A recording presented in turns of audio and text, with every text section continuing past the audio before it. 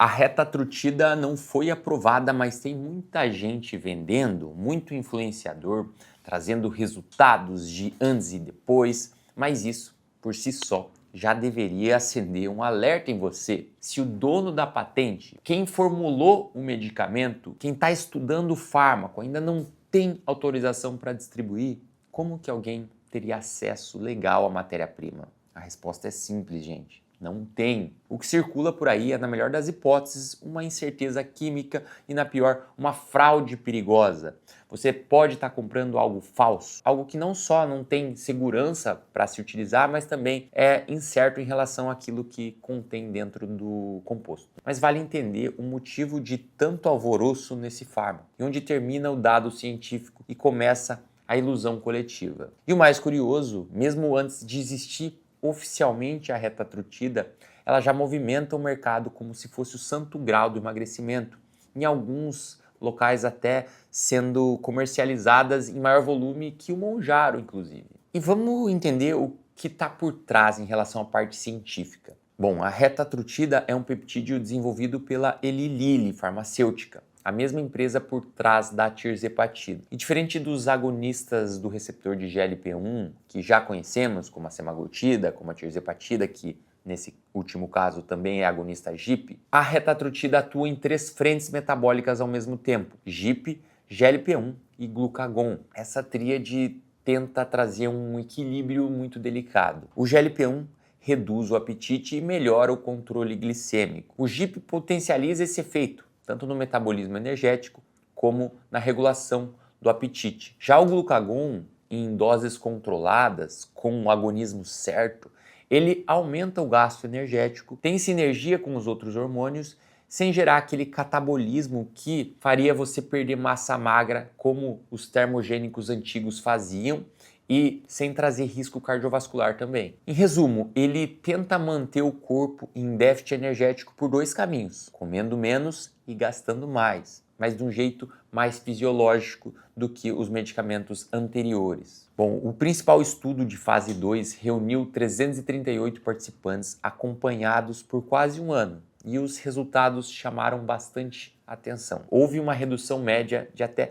24,2% do peso corporal com a dose mais alta do medicamento. O grupo placebo perdeu apenas 2,1%, e os efeitos colaterais mais comuns são também de natureza gastrointestinal, assim como acontece com os outros agonistas do receptor de GLP-1, como náusea, diarreia, constipação, vômitos, em geral leves a moderados. Entre 6 a 16% precisam suspender o uso por intolerância, percentual muito semelhante aos dos outros medicamentos da classe dos análogos do GLP-1. Também houve um aumento temporário da frequência cardíaca que tendeu a estabilizar com o tempo, possivelmente não só pelo agonismo GLP-1, mas também pelo agonismo do receptor de glucagon. Em outras palavras, os números impressionam, mas ainda são dados de fase 2.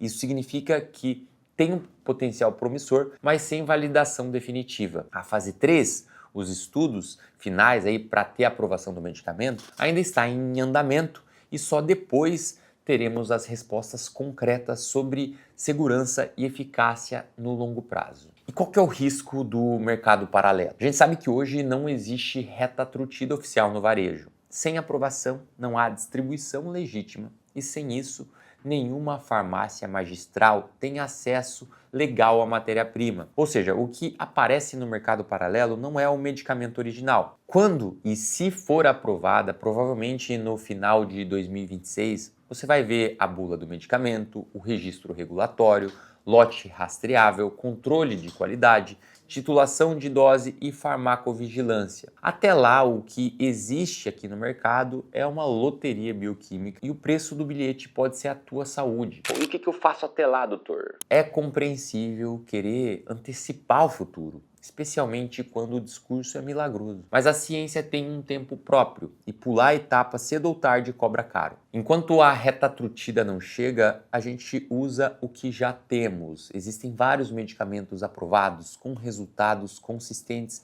e combinações seguras quando bem indicados. O foco continua sendo o mesmo: sono regulado, treino de força, proteína adequada, constância diária, déficit calórico, e os medicamentos potencializam isso que você constrói.